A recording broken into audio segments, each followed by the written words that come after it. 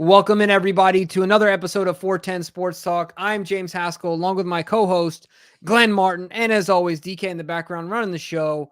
We are excited today, of course, because Ravens minicamp, some mandatory stuff is happening. People are in attendance. We got a lot to talk about. There's a lot of news coming out. We're excited to get into it. But, Glenn, before we do, of course, we got to talk about our proud sponsor, BetOnline. What do we got going on? What's going on over there that we can talk to the folks about today? Certainly, yeah. This show is brought to you by BetOnline. It's your number one source for the NBA Finals and Stanley Cup Finals this season. Every stat, every matchup, even live odds and spreads while the games are being played. So don't worry in case the game started. No worries. They got in-game gambling available as well. When the games are over, head on over to the online casino. Get on a hand of blackjack, get some poker, or unwind in one of the 150 online slot games. You can also head to the website today and get in on the action using promo code BELIEVE. Get 50% welcome bonus on your initial deposit. That's BLEAV.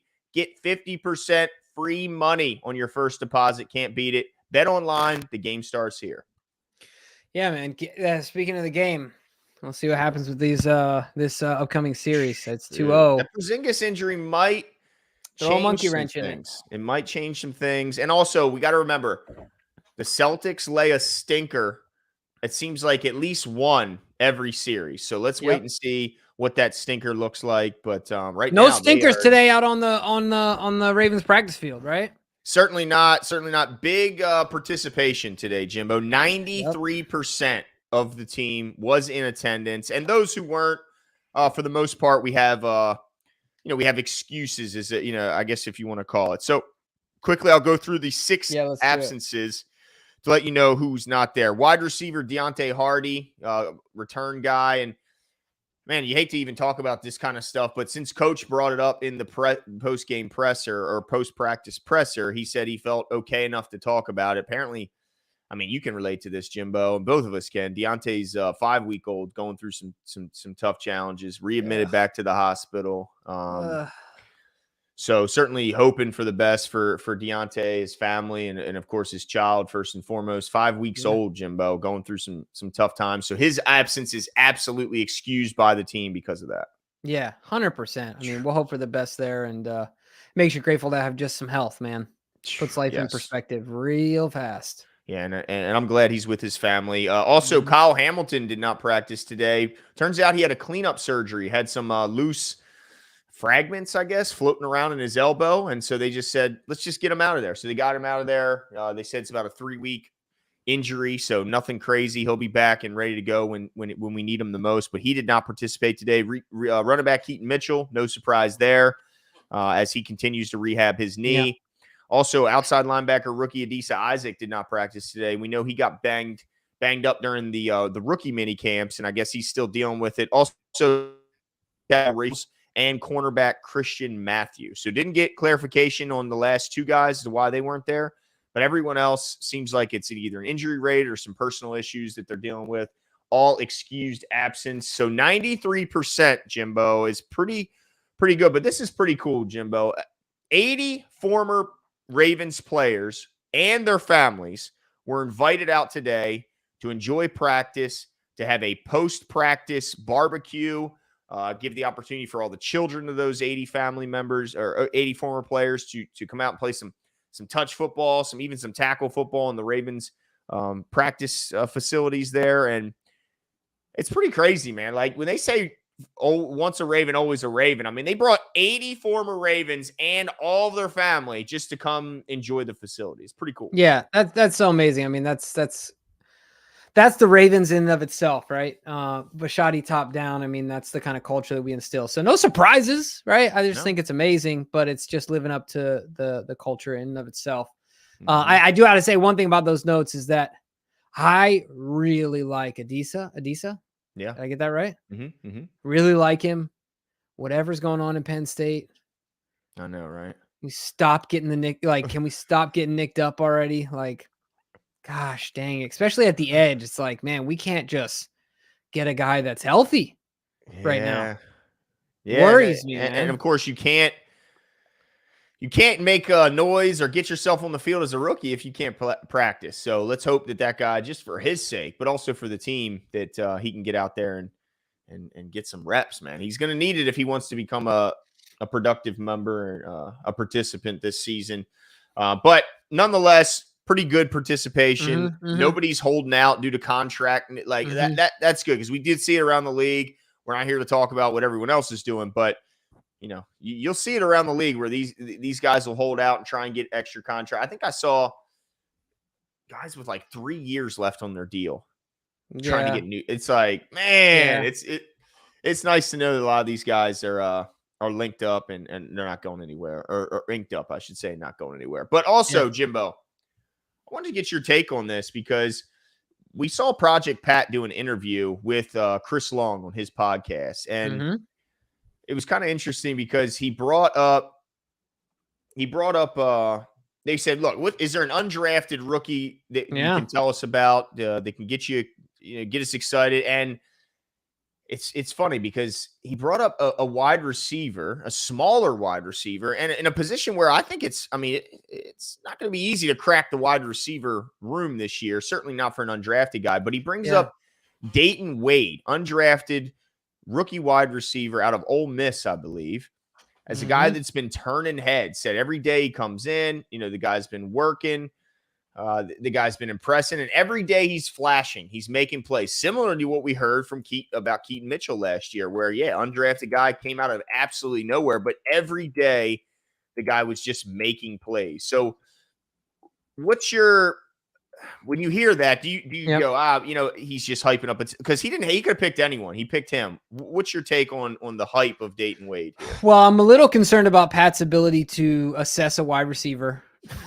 You don't think our fullback is a good evaluator? You know what I mean? I don't know. But I realize he's better at it than I am, being the fact that he's a football. Like I'm not a professional football player. Still, little concerned about that. But the other part is, my question back would be, how good is he at special teams? How much is he contributing? Because even if he turns heads and things like that, unless he's, a once in a generation type undrafted guy that's going to just, take the position of guys that we have, you talked about earlier, inked up on this team, right? That we have is invested serious draft stock in, that there's really no other path for him to make the team. And so I think really what the question is, what it should be is, what are his contributions on special teams? How does he look on special teams? Things like that. That's kind of how I see that going. I just kind of want to take a second. Lisa Ann, we hope that all goes well. Don't be nervous. Everything's going to be fine. You're going to be okay. Doctors send people to those places for protocol. It's not a sentence or a diagnosis. It's simply protocol. You'll be okay. Yeah, certainly understand the feelings. The concern, for sure. But Glenn, really quickly, kind of odd. DK, okay, it's back. Your camera went really fuzzy for like 30 seconds, and now you're back. It's probably best. We don't need just a filter. And you're just like on this mug. Yeah. We need to keep that as blurry as possible. There's no doubt. Oh my gosh. But so I just would want to know how he's contributing on special teams. What do you think? Yeah. I just look at it like just from a pure roster construction standpoint. I go, is his only chance how's the to math? crack the squad? Because just numbers are organized, Jimbo, as you know. And Zay's the 1, right? Bateman's the 2, Aguilar's the 3. I think 4 is an argument between Tez Walker, Tylan Wallace.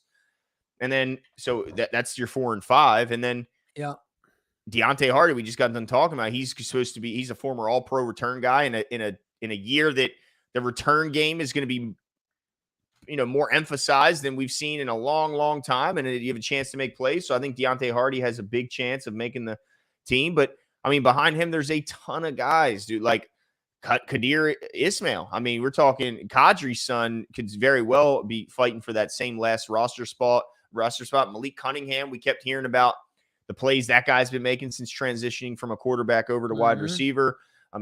Sean Ryan, we've heard Coach drop his name as a guy who's been in the facilities all summer.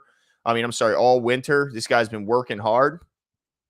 So I just wonder, like, where's the avenue? And I think you're right. It could be if you can prove yourself to be versatile enough to play on all special teams, not just, I'm not saying Dayton Wade has to fight these guys to be a return guy, but you got to be able to learn how to tackle. You better be able to run down there and make tackles like we saw from Tylan Wallace in his entire career so far.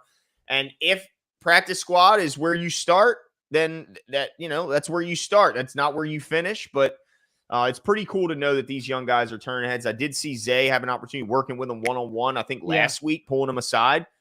That's a good sign. I don't think veteran. Well, I don't know if you call him a vet, but I don't think it's crazy. Like 22. And he's his second year. But I don't think those guys do that for just anyone. Like I think they have to see something in a guy to be willing to pull a guy aside and spend the extra time with him. Yeah, no, that's fair. The other thing I was going to mention too, in regards to that is, I wonder what his ability would be to return. Yeah. I don't know. I mean, is there an opportunity there? Not, we always think of special teams, like you talked about it, tackling, defending the special, but is there more of an opportunity here to return? And then also, last thing I want to mention about special teams, we've kind of already beat this dead horse to an absolute powder, but will there be more full-time defensive players will there be less offensive players roster-wise playing the kickoff coverage position? Right. You know what I mean? Like, does this lessen Tylan Wallace's ability to go out there and be a gunner, or Justice Hill or something like that? Because we don't have gunners anymore. Right. You still do in punt game, but not. I guess that's true. Not in kickoff. Yeah. Yeah. But anyway, I just kind of wonder if there'll be more, maybe more opportunity for, like, will the roster percent, we carry an extra DB or two extra linebackers or something like that. You know what I mean? Yep. It's going to be interesting to see, but will the edge group grow and will the DB room shrink a little bit with this change? Because you're right. It was traditionally a extra wideout, extra running back, extra DB, because you need some speed, but you don't need the speed as much anymore, at least not in the kick return game. Yeah. But I kind of want to turn my focus, if it's all right with you, Glenn, to a position group and a specific player. Of course, the offensive line. Sorry, DK, we kind of ran past that video on you. Video? Yeah, he had the Pat Ricard video, but we had already kind of spoiled it. Okay. But I want to talk about the offensive line, and I want to talk about Ronnie. Yeah. We've already kind of talked about Ronnie and like where we should feel, but now, getting some time to see him in front of a microphone, see him in person. Like Ronnie said, this is the healthiest he's felt since 2020. It's a long time. And that was before the injury started. Right. So like, did anything from today and the presser and as of late move the needle for you on getting excited about Ronnie Stanley? Are you in full on stop, wait, and see mode until we get into week 4, right? Like, where are you with Ronnie? I'm excited. I'm letting myself get excited because I knew you would. I have to, because look, he's saying he feels as quick and as athletic as he's ever been, Jimbo. How could you not be excited? I mean, the only thing that has held Ronnie Stanley back over these last few years is his health. That's it. So if he tells you that he's healthy and everything we're seeing, I mean, we heard a play that was I think last week. Somebody got up and tipped the ball at the line of scrimmage. The ball was fluttering up in the air. Ronnie caught the ball, put a little move on somebody, hit a spin on somebody, just instinctually. I mean, this guy is feeling great. He's moving great. And if we can have a tackle with that guy's athleticism, we know what Rodgers bringing in, that crazy athletic score he put up during the combine and the draft process. We could have maybe the two most athletic tackles in the league. Certainly, if you just grade them as a pair. Yeah. And then you think about what Tyler brings from an athleticism standpoint at the center position, and then what do we get from the? So then it's just like, what do we get from the guards, right? That's the only question. But yeah, I'm feeling so excited for. I'm just fingers crossed. Nobody roll up on Ronnie. Can nobody fall into the back of Ronnie's ankle? No calves.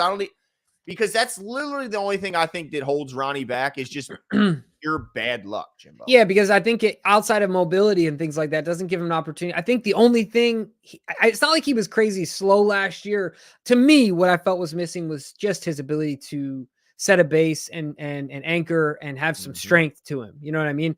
And I think that's from the lack of opportunity to get stronger, and because he's just simply rehabilitating. Rehabilitating? Is that the word? Yeah. Okay. Yeah. I've been speaking a lot of Spanish today, so I'm Gotcha. all over the place. Okay. Yeah. So he's kind of, he hasn't really had the opportunity to get himself in the weight room for a proactive reason, right? But more of a need to kind of get to some semblance of what he was. So, I'm excited about it. But John said that his goal is to have the offensive line set by 2 weeks into training camp, but it could go into the preseason. Where do you think by 2 weeks into training camp we'll know? Like, do you really see this going into the preseason? It sounds like they're already pretty high on Voorhees. It seems to be the rumblings. And so really to me, there's only one spot. And Rosengarten seems to be the shoe that fits. Like he seems to fit the bill. Now he's going to be a rookie. He'll have some growing pains, but it's not like he's out there and he's a flop, right? He already seems like the best right tackle on the team at this point. Yep. So like it's really only the right guard left, right? Yep. It seems that way right now. Yeah. I mean, I'd still say it's both guards. You think so? I think you're right. They're excited about Voorhees, but they still haven't seen him against anybody yet. So you kind of got to hold your breath and wait at least till the pads come on in camp. But I think if they had their way, they already know their starting five. They know what they want it to be. Do you think they want it to be Cleveland at right guard? Oh, yeah. Yeah, because who else is there? I mean, and he's had moments. If you look at the numbers, he had really, really good, like elite moments, last year. Dude, if he comes in and crushes it, me and so many other, I know he doesn't watch shows, I don't care. Vinny Serrano's going to have to eat so much crow. Oh, I know, right? So much. Dude, I sat next to him, and first of all, Vinny doesn't like talking to people at training camp. No. So shout out to you, Vinny. But I did get, because you know me, Glenn, I can get a sentence or two out of anybody. That's right. Right, I'll get a wall to talk back to me. Yes, you will. And finally, I got him talking a little bit, and dude, he had no confidence in this guy. Destroyed poor Ben Cleveland. To what I felt bad for the guy. He said, "Look at him. He doesn't play strong. He doesn't play fast. He was like, he can't move his feet. Like he doesn't have any redeeming qualities to make up for his lack of ability in these other areas." I'm like, dude, that was brutal. I mean, it was brutal. Look, I'm not the former GM, so yeah. Oh no, I mean, what am I going to say back? I trust his eye for sure. Yeah, it's got to be. I think what's most frustrating is people don't get frustrated like that over guys that they don't see the potential in. I think what frustrates guys like Vinny and other guys that watch Ben Cleveland is just he can do it. He just he looks the part, and he has the strength. He just doesn't always play with that kind of strength, but we know it's there. Yeah. And it's just frustrating because when a guy is he's put together. That boy is put together. To be that heavy and to have no gut is insane. Like that guy is well put together. I found myself feeling like Ben Cleveland the other day. Why is that? Well, because look, this is the thing. Ben looks the absolute part, doesn't always play the part, right? And dude, I was kind of laughing the other day because when I did the 10-miler, but like no one in my time looks like me. Much more slender and long. No one looks like me, dude. Like, I mean, not a person. Like, there's just, and I'm like, how many look like my body size? Yeah. I mean, half to 75%. There's some other people that are my like height for sure. There's a lot of really fast, shorter runners, but none of them, like for my size in comparison to runners, I'm generally broad. Hey, what are you, 30 pounds heavier than all the guys your height? height? You know what I mean? So anybody that's my height is, you know what I mean? And they're training to run. And you did a lot of weight training. But it's just, it was funny, man. So I'm like, well, I wonder if people could like, I can get you think they're sizing you up and they're going, oh, absolutely. I love it, dude. And I take the shirt off. I'm some like pudgy dude getting ready to go. And I'm up at the 6 minute with the 6 minute group. And they're like, all right, let's do this, baby. But I found myself feeling like Ben Cleveland a little bit because, like you said, it's not always about what you look. It can be frustrating when you look at Ben coming off the bus, but what can you do when you're out there, right? It's not always about the way that you appear. Because like if you stood him and McCary next to each other, you go, there's no way McCary's better than him. That's what I am running. I'm McCary to offensive line. That's exactly what it is. But like, so that's a good point. It's just a frustrating thing to like, Ben, you have so many physical gifts that other people simply don't have. Imagine if McCary just looking, I was like, dude, you know what would happen if I had my brain inside your body? Like, that'd be an animal right there, yeah, bro. you know what I mean? So anyway, I hope he really takes off. I'm gonna start captaining the Ben Cleveland hype train, positive vibe train. Let's go, Ben Cleveland. First of all, because I've been really harsh on Ben. But so is everyone else. And you know what? Screw it. Let's stay healthy, Ben. Let's not be made of glass this year. Let's not get nicked up. And no soft tissue issues. Let's chill with the alcohol a little bit, and let's get it done. Yeah. Not saying he's a big drinker, but I know that's associated with soft tissue issues. So I'm not trying to put any, Is thing that out right? there. Okay. All right. I got to be careful. Out there. I've been having a couple brewskis lately. But yeah, I think if they had their way, their offensive line is already what we saw in the first time we saw them at minicamp. Oh, go ahead. Sorry. No, I was just gonna say that group I think has to play their way out of not being the starters. Yeah, and how much better do we feel now? Because, dude, how I was about this offensive line going in the draft, and I think a lot of us were. But how much better do we feel now knowing that we have a kid at right guard, or excuse me, right tackle, that I think has a high floor. We don't know what his ceiling is yet. I think he has a high ceiling as well, but he has a high floor. Yeah. And dude, after that interview we did with this guy, the guy, if you guys haven't seen the video, go back and check it out. It's probably a month ago. A guy that had been covering Rosengarten since high school, we interviewed and said he could be an all-pro Quentin Nelson type right tackle. Gets me excited, man. Makes me feel so much better about this line and the health of Ronnie, of course. Yeah, I think this line has every chance to be better than it was last year. Fingers crossed. If Ronnie can play 2019 Ronnie, Jimbo, or anything close to it. Yeah, just get near that, dude. This is going to be a scary, scary offense. That's the remaining question. Like in my mind, some people may question other position groups. They might say, well, I still don't think we have enough at wide receiver. I think we're fine at wide receiver. I think absolutely fine. The only question I had is what's the offensive line going to look like with that many new starters? And man, I'm allowing myself to start to get a little bit excited about this group. And man, if they can be good, whoo! Let's go. It is the foundation of everything, and it gets me really hyped up. It's funny, dude, when I get excited about the old O-line, I feel like such an old man. But dude, I'm totally here, and I'm embracing it. Fan. I'm just embracing it. Well, because thank you, I appreciate it. But look, that's where it starts and ends. Outside of the quarterback. Yep. It's one of those positions just like that. It's like no matter how good you are, if you don't have a quarterback, you're not going to be winning. It's like no matter how good you are, if you got a terrible offensive line, you're not winning. It's just the bottom line. But I do want to go over some of the practice notes that came out today. It looks like, and this is kind of expected, the defense is ahead when it comes to once the starters got there. And that makes sense because a lot of the guys are returning and have plenty of playing experience. And let's be honest, the offense is more of a timing. It takes more time to get your feet under you than it does on the defensive side of the ball. And man, they noticed it when the starters came back. So having Marlon back, that's a big one, right? Because a lot of people were unsure if Marlon was going to be a full participant. He was back at it today. And having Marlon, Brandon Stevens, Arthur Maulet, and Marcus Williams all on the field together, the clamps were on, Jimbo, is what we're seeing. And by the way, shout out to Kyle Phoenix, who these notes from helping us out because he was at the game or at the practice and we were not. But yeah, it looks like defense was real. The secondary specifically was really winning the day today. Really hyped up Maulet. Arthur Maulet was apparently absolutely everywhere today. Very little receptions ended in his areas. Apparently he punched out a ball out of Zay Flowers' hands, forcing a fumble. He then recovered that same fumble.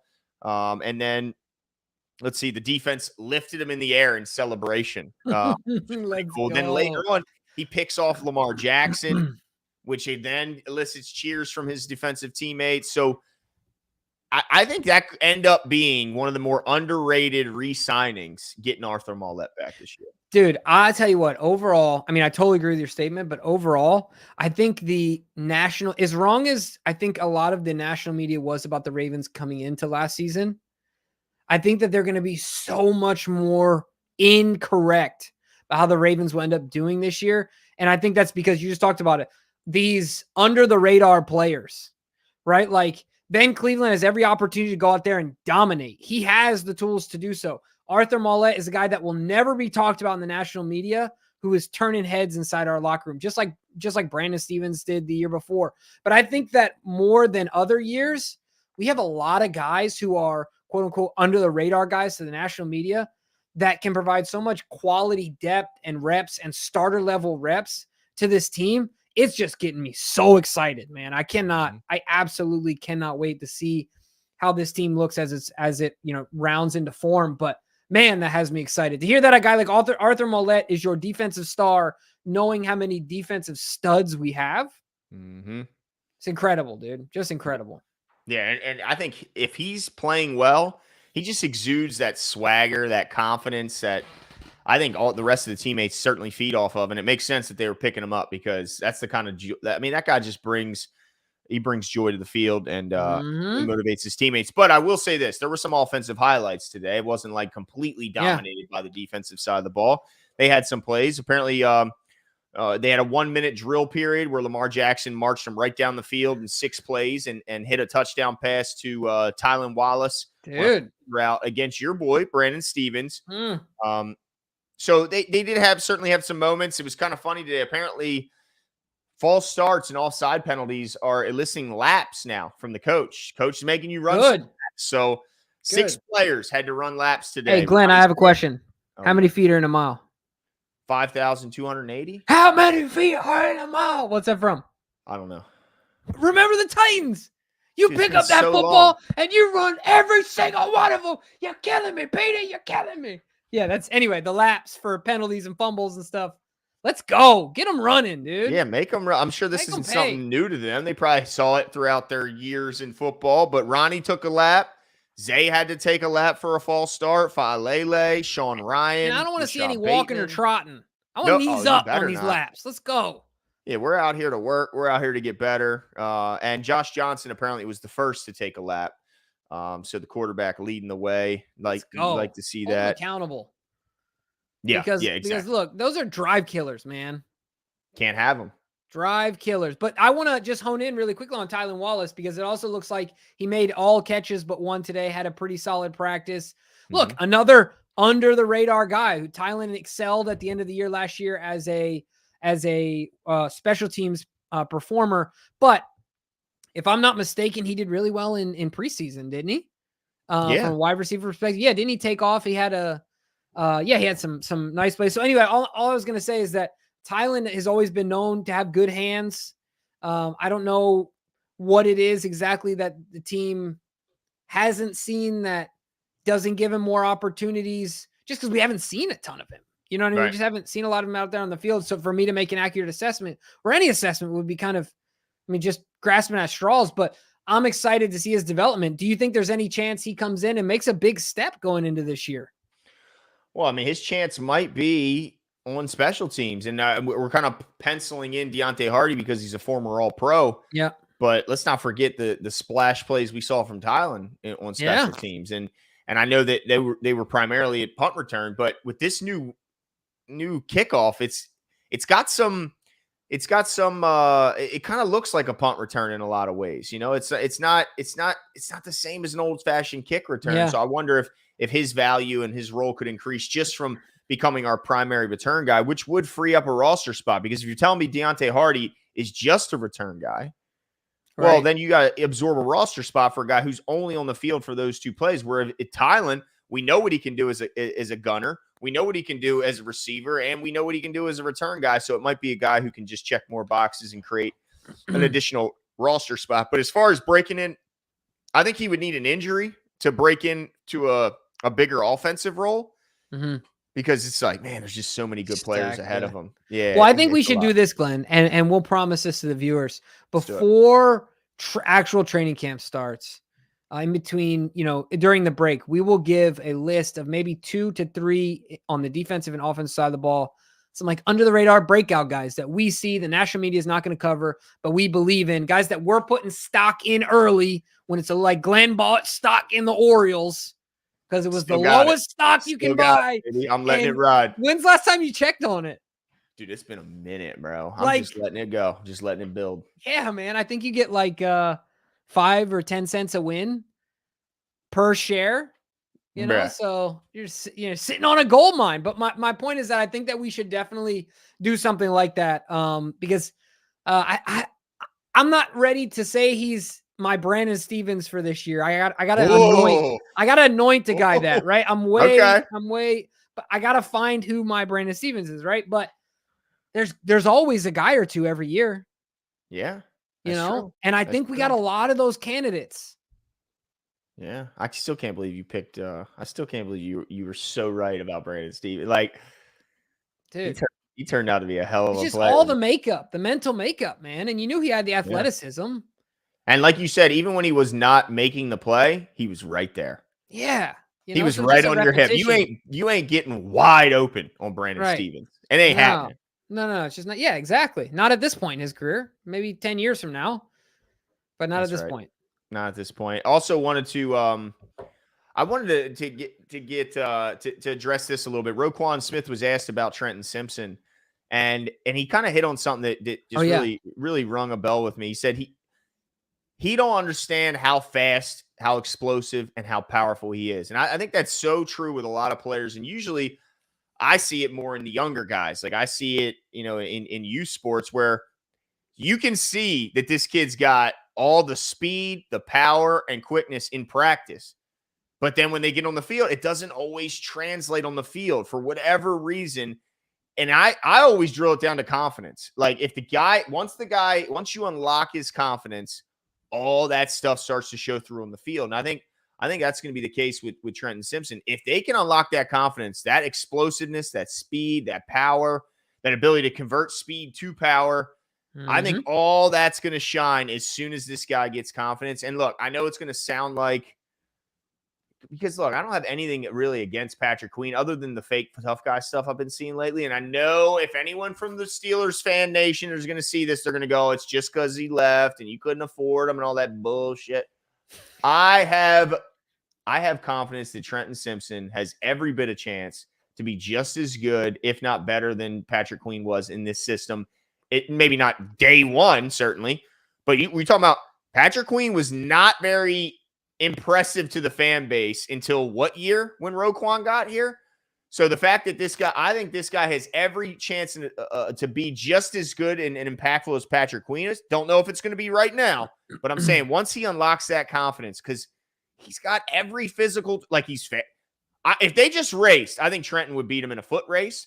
If they just lifted, I think Trenton would outlift him. So why can't he be just as good a player, if not better? Yeah. I think it's all just like you said. It's going to come down to the confidence, the reps. It's the only thing that's hard for me.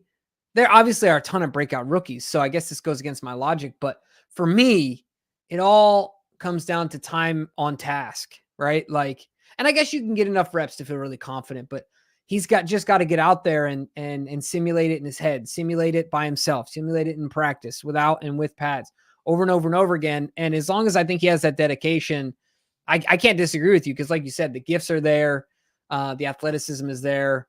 So I hope it works, man. I hope that he welcomes the physicality. I hope that he, takes on the task of having to tackle these really gifted running backs, these big tight ends and things like that. Because look, at the end of the day, that's the one thing I think that really frustrated us. Forget PQ's simple miscues and coverage and things like that. But when you're there to make the tackle, make the tackle. That's job number one. Everybody, not everybody. I won't say everybody. A lot of people were okay with CJ Mosley leaving, and we've had good people after CJ. But let me tell you what, CJ Mosley was Velcro. Mm-hmm. If he got his hands on you, you were on the ground. Yep. And we didn't that as soon as we saw PQ come in, we were expecting that to be the exact same thing, at least that part of it. And we realized quickly that while sure he might be faster than CJ, he just doesn't have he doesn't welcome the physicality the same way. And so I hope that he does that, right? Because the other stuff will come, but he's got to start there. Yeah, no, you're so right about that. Absolutely. I have no worries about his ability to, take down ball carriers and all that stuff. It's just, can he see it? react, and then go get it quick enough. That's my only question. It's just all about the processing, because I think he's got all the physicality and all that stuff. And I tell you what, during training camp and stuff, Roquan kind of talked about this today, but getting to go up against Derrick Henry in practice, I mean, it's not going to – I think I've talked to you about this before. The best way to prepare for a big event coming up is just traumatize yourself in training. You just traumatize yourself. Now, I know there's probably a better way to say that, but if you want to traumatize yourself in training, well, you're going up against Derrick Henry every day. And Pat Ricard. Let's not forget that guy.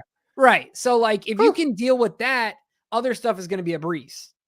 You'd think. I mean, that's the biggest backfield probably in NFL history. Seriously. It's gotta be. For maybe whoever Jerome Bettis was with as a fullback, right? I guarantee he wasn't 310.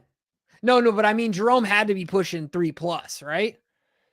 I'd like to know. DK, see if you can look that Whatever up. they had it listed at, dude, you got to add. You got to add a couple pounds. But you got to remember, Derrick Henry is freakishly large himself. Yeah, he's so tall too. That's the thing. Yeah, what, 6'4", 6'3", 6'4"? Whatever, dude. But for a back, he's so tall.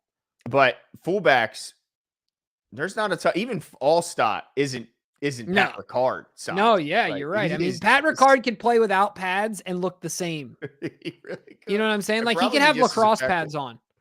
Yeah. Now, he could just take the shoulder pads out of a suit, a women's suit. Right. Strap them under his shirt and wreck people. You remember the pads who is that dude that from the Seahawks used to play with? His defensive lineman. He has a twin brother, also played in the NFL. Oh, Bennett. Yeah. Remember those tiny pounds? Dude, I don't believe that at all. There's no way that dude at peak Butterball was 250. I'm just saying, dude. So what that means is that he was Derrick Henry's 100 to 90 pounds heavier than me. There's no way. He was 3 I of me. just weighed I was 188. Okay. Yeah. He looks a lot bigger than 70 pounds heavier than me. That's not a chance, dude. So what you're saying is Derrick Henry weighs more than Jerome Bettis did? No, Jerome had him by 5 pounds. According to that. Bro, stop it. But I would venture to say that the fullback blocking for Jerome was probably smaller than him. Yeah. As crazy as it sounds, he's probably smaller than him. And we know that Project Pat's a big boy. He's a big boy. Yeah. Yeah, no, for sure. He's an absolute monster. Absolute monster. Oh, by the way, I want to give you a little heads up. I know you'd like hearing this. That well, you might not like the first part. Lamar tried to hit Derrick Henry out of the backfield. He bobbled the would-be catch, quickly picked off by Brandon Stevens and taken the other way. Oh, yeah, I don't like that first part. No. Well, look, let's just know what he does and what he doesn't do. Look, Monken, let's not get cute. If you were going to throw it to him, let's throw it to him on easy routes. Let's not ask this dude to run a wheel route up the sideline. Yeah. Or I got a better idea. Let's just not throw it to him. Yeah, but I don't mind getting that ball any which way you want to get it to him. Until that happens. Well, yeah, I don't like that part. And then you're going to be throwing the remote at the TV. Why doesn't that go to Justice Hill? Why doesn't that go to Keaton Mitchell eventually, Yeah, I hear you. But you're right. You're right. Of getting him on the outside where there's small guys to try and tackle him is pretty exciting. Right. Yeah, where he looks like Calvin Johnson. Yeah. As far as his size disparity comparison to these backs. Yeah, just looking like an absolute freak. Yeah. No, I'm with you. I want him to get the ball. And the last thing I want out of this Derrick Henry thing, Glenn, is a stat line where it says Derrick touched the ball 6 times a game, 8 times a game. Because I just feel like his value is so diminished as a player at that point.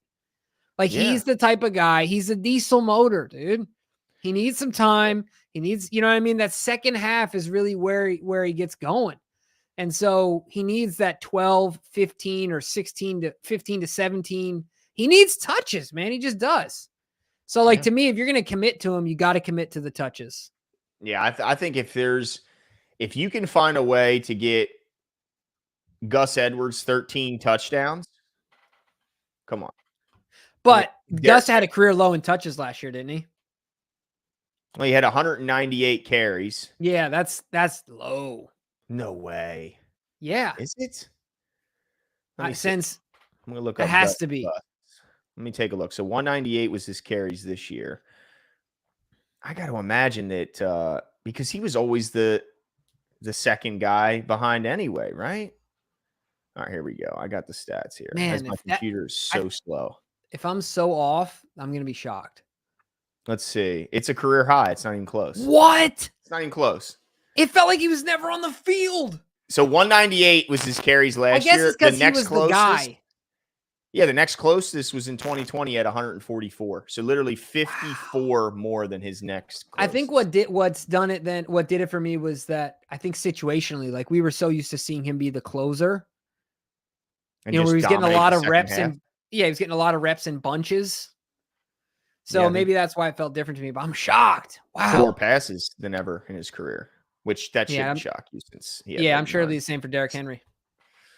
Maybe. I mean, he only caught 12 last year. Let's not act like this guy was Randy Moss in his prime. But yeah, I mean, if you can get 198 carries and 13 tutties for Gussie, then I got to imagine. Yeah. I'm thinking, how many touchdowns is if he plays, say, 16 of the 17 games, let's say he gets dinged up for one. Gus had 13 last year. How many touchdowns is Derrick Henry getting this year?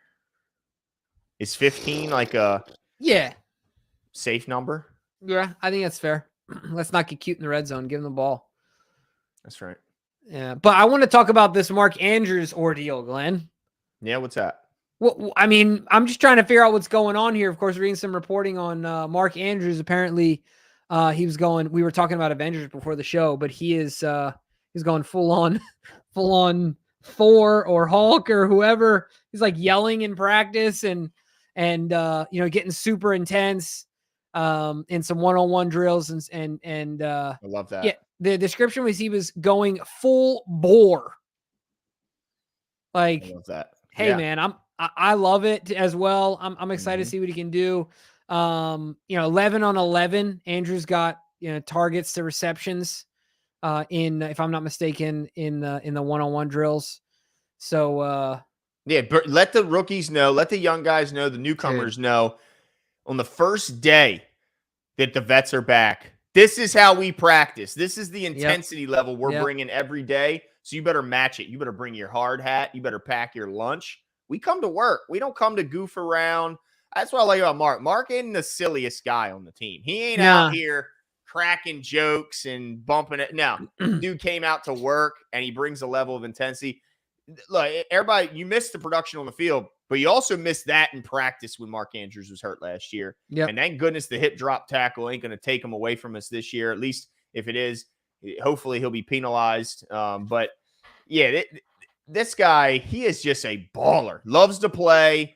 And he ratchets up the intensity level for the whole team. Yeah, I think it's funny because everything about Mark's life, without even knowing the guy, you can tell that it's geared around being a better football player. His wardrobe, clean, but very simple. His haircut, the same since college, right? He doesn't want to put any mental energy, time, anything into any of that. If it doesn't have to do with football, dude, love it. Love a guy like that. Might be the hardest working tight end in the NFL. I'm expecting huge things from Mark Andrews this year. Yeah, man, I'm looking forward to it. Just when you think he's kind of hit the ceiling as far as his ability and this is what we'll continue to see. Now I'm expecting more. Like, that's not even fair, but I'm expecting more. Well, I think some people, it's kind of interesting because as fans, we see the shinier new toy and we maybe forget what the other one can do for us, the old faithful. Because I think everybody's ready to give Isaiah his job, or not everybody, but there's a portion of Ravens fans that's ready to give Isaiah Likely Mark Andrews' job. And even Isaiah Likely, he sings Mark Andrews' praises like no other and talks about the kind of player that guy is. And I think people are going to be reminded this year that, Isaiah Likely's a hell of a player, but there's a reason Mark Andrews is an all-pro. Like, that guy is that good. He's just a difference maker. And I just hope that he can get through this whole season healthy. That'd be nice. Yeah. I can't argue with you. Now, the other thing I want to mention, shout out to Derrick Henry. Said the exact opposite about the food here in Baltimore. This is important. This is important news. Yeah. Said the exact opposite about the food here in Baltimore to what PQ said. Food is good as hell. He's absolutely right. What a clown. Yeah. Dude, come on, man. How much more bitter can you get, bro? Talking about the phony ass. I mean, first of all, he comes out lying, talking about how he turned down $4 to $5 million more per year to go to a winner. You went to the Steelers. Can we remind the guy he went to the Steelers, who I think they're going to be better. But let's not act like they're more of a winner than Seattle or more of a winner. Like, we're talking about the 70s, guys. Okay? We're talking about right now. Who's got a better chance to win right now? That dude's a goofball. That dude's an absolute goofball, and I can't wait until we play him and just see Project Pat smash him in his mouth. Yeah, I'm with you there. Or I mean, him just get absolutely spun around like a top trying to chase down Justice Hill on a wheel route. We can see another Derrick Henry highlight, stiff arm into the dirt. Oh, how awesome would that be? Woo! I'd love every second of it. I'd be like, he's still a Raven. I'd be telling all those Steelers fans, look, he's still a Raven. He's helping us. He's still helping us. That's right. Oh, that's awesome. I love it. You got any other notes for me? Let's see here.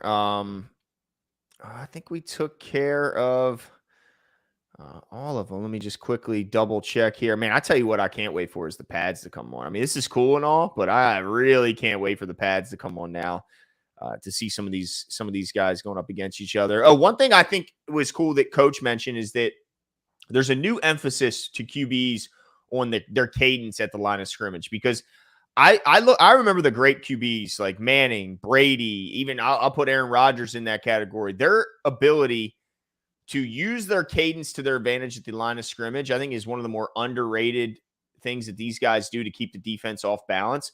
I remember the years when Joe Flacco was here, where it was almost like defenders were literally hitting the line of scrimmage on a sprint when we were snapping the ball, how they timed out our cadence. Mm-hmm. And the good ones have that ability to get you not only to jump, but then to recognize the jump, snap the ball, and then to take that free play. Don't just take the penalty. Use that free. I mean, Peyton would do it all the time. He'd see a guy running off, trying to get off the field. He'd be like, hurry, hurry, hurry. Snap it with that guy on the field. Now we have a free play. Go deep. Throw the ball up. And we'd see it all the time. I love quarterbacks. That's the next level of playing the quarterback position. Use your cadence to screw with the other team's timing. Yep. If the team can't time your snap, that destroys their pass rush. So I love that there's a renewed focus on the quarterback cadence at the line. Yeah, no, I agree with you, because I mean, yeah, I think that's a great point. Adding that to your arsenal. I mean, the way Aaron Rodgers does it, the way Peyton Manning was an absolute salesman at the line. Yes. Like, couldn't you imagine Peyton Manning be like what did people used to do back in the day? It was like a big thing. They would sell like frozen meat at your door. Oh, dude, Capital Meats. You know what I'm saying? Like, couldn't you? Oh, yeah. Couldn't you see Peyton Manning show up at your door with the shiny forehead and like? Well, I can tell you one thing, Jimbo. This doesn't shock you. Joey did it.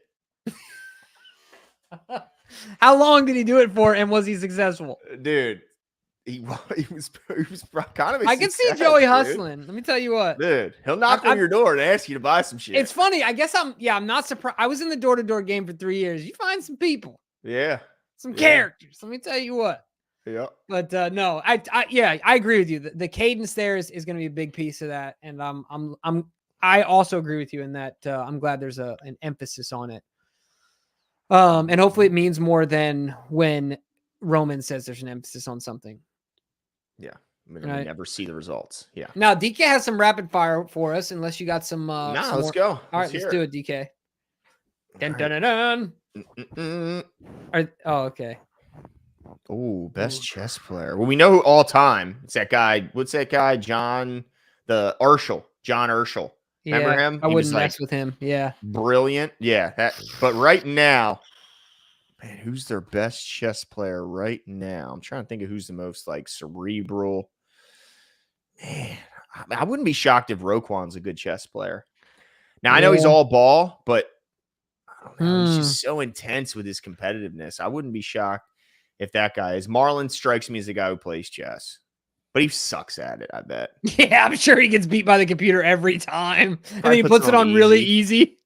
Feels good about himself. Yeah, like, yeah. For some reason, I see Ronnie being good at chess. Oh, that's a good one. Yeah, I agree there. Ronnie. Yeah, like Ronnie seems like a strategy gamer. He does. You know what I mean? He's got a piece. The Guru is his nickname. Like, I can see Ronnie being. I'm gonna go with I'm gonna agree with you and say Ronnie. Nice. I like it. All right, DK. What else we got? Oh, there we go. He caught that thumbs up. You thought you could sneak that thumbs up in there and not know what he noticed. This is a good one. Which Marvel superhero represents play like a Raven? It's Cat. Yeah, because he could do it all day. And he never quits. Never quits. Never quits. Never say die attitude. Plays every play to the end. Welcomes But also, the physicality. character matters. Character matters. That's right. And look, Cat's number one virtue is his character. That's right. I like that one. That's an easy one almost when you said it. Yeah. I think Rocket has a little bit of play like a Raven in him. Ooh, Rocket's the attitude, been through some the stuff. intelligence, the aggressiveness. Smart as a whip. Oh yeah, that's a good one. And I remember when they had his boys in that big ass spaceship. He pulled up in this little ass bot with a bomb he made himself. Like, give me my people back. I'm gonna blow your whole big ass ship up with this little ass bomb of mine. So yeah, I like Rocket as well. Dude, Rocket is the man. I like that a lot. That's good. Yeah. All right. What else you got, DK? Well, of course, Hawk. He said, "What about Hawk?" Like I'd like Hawk on the team. Put him on D line. Go get the quarterback. Oh, just give him the ball. That's true. That's true. Good luck tackling. I know. The incredible Hawk. Oh, this one's easy. Let's see. Well, who is the Ravens player on the current roster that's most likely to become an NFL head coach? It's got to be Roquan. Oh, that's a good one. Yeah. Yeah, because look at what who's the coach for Houston? DeMeco. Yeah, DeMeco. Yeah. It wasn't am I wrong? Vrabel. Right. Wasn't Saleh? Did Saleh play in the league? Yeah, he was the end. He was I was going to say Saleh's in there. Yeah. Linebackers make good coaches. They do. So I think that's a really good. Jimbo's on it tonight. He was on it with these rapid fires because there's nobody who I would say would be better than Roquan, right? This guy loves, like, I feel like when he goes to sleep, they have to love football, right? He dreams football. There's no time that Roquan's not thinking about football. And I see Mark as the type of guy that, even though he loves football, it's different in that as soon as Mark retires, he's going to become the most entrenched into whatever it is his next passion is. Yeah. Do you know what I'm saying? Like, he's going to become the best day trader of all time and somehow become a trillionaire because he figured out how to day trade or something. You know what I mean? I think Kyle Hamilton is a little hard to recognize because he's young. Yeah. But I think as he matures, I think we'll see that guy could be an NFL head coach. But does he have the delivery like Roquan? You know what I mean? Nobody does. You know what I'm saying? Right. Like he's just unique, man. Yeah, he is unique that way. So yeah. Oh, Calvin Noy, I like that legend. That's a good one. Oh, hold on. You see this? Tanja says, who remembers the Ravens wild with Roquan beating everyone in chess? I knew he was a good chess player. I just had a feeling he was a good chess player, dude, because he's such a competitor, dude. And chess is a beautiful game. Nobody's ever played it. It's a beautiful game. But let me tell you who you don't want to play in chess, Jimbo. Pearney? Don't play Bob Pearney, dude. He will crush your feelings. If you think you're good at chess, I'm not.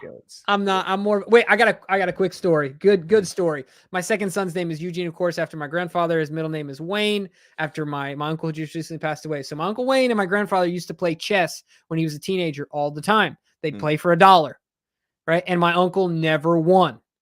And then finally they played and played, and they kept playing. Dad, I'm going to play again, right? And Wayne started winning. So they had like $5 each. Anyway, Wayne went to bed with his 5 and his dad's 5. Mm-hmm. My grandfather got him up at 4 a.m. and played him in chess until he got all his money back. I love that. Oh, no easy wins. I ain't letting you win nothing. Nope. Got all his money back and said, all right, you can go back to bed. Well, my dad taught me chess. And then I got to an age where I started to beat him, and he hasn't played me since. He goes, as soon as you start beating me, I'm done. I'm not about to sit here and get beaten on by my son at something. So I haven't played him since I was 13. Okay. I thought you were going to say like 18 or something. Nope. 13. It would have been funny if you would have been like, I haven't played him since I was 6. No.